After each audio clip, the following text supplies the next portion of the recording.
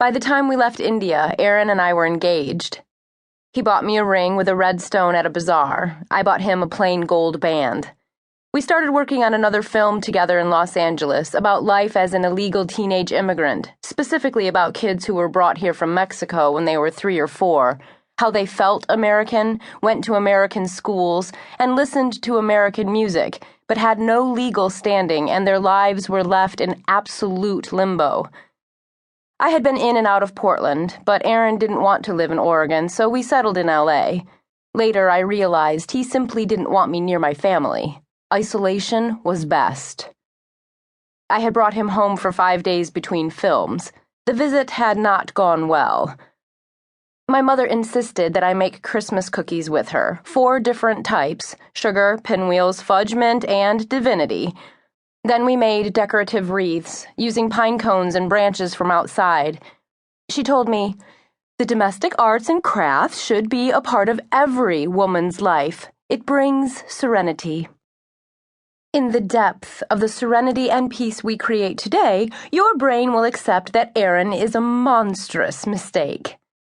My grandma said, Irish brogue sharp, "Aaron's head is filled with nuts because he is one.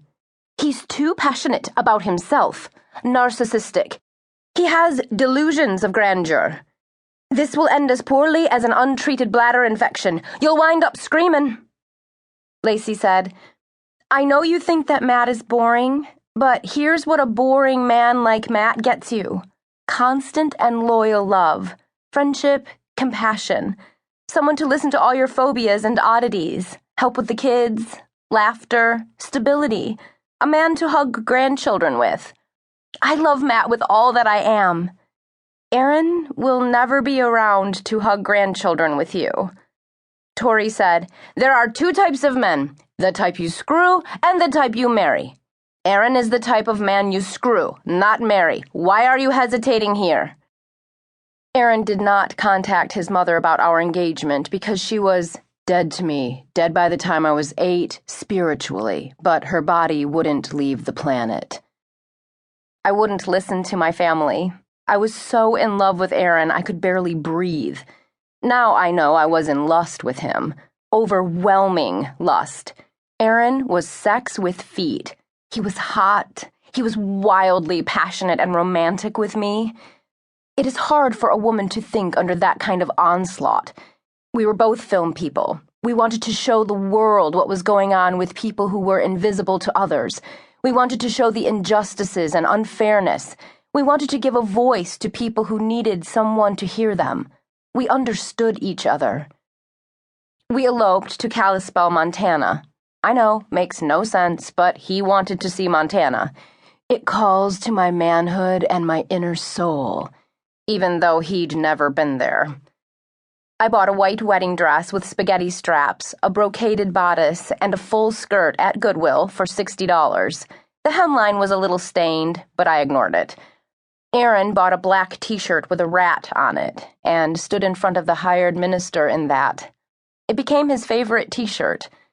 After the ceremony, Aaron went off to get beer and I wandered out to a dock jutting into a lake by myself, in a wedding dress, and stuck my feet in the water.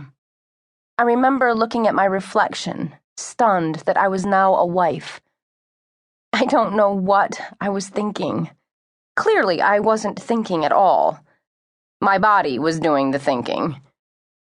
In Montana, Aaron got in touch with his manhood and his inner soul, and we returned home to Los Angeles and kept working. I would show my family they were wrong about him. The bait-and-switch behavior started immediately after the honeymoon. Aaron became controlling and angry, frustrated, irritated. Morning, noon, and night, I had to handle some new emotion, fear, or problem he was having.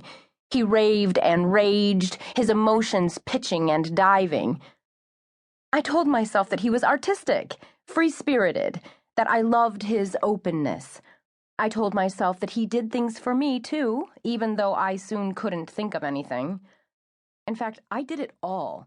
The house cleaning, the cooking, the cars and maintenance, the legwork behind our next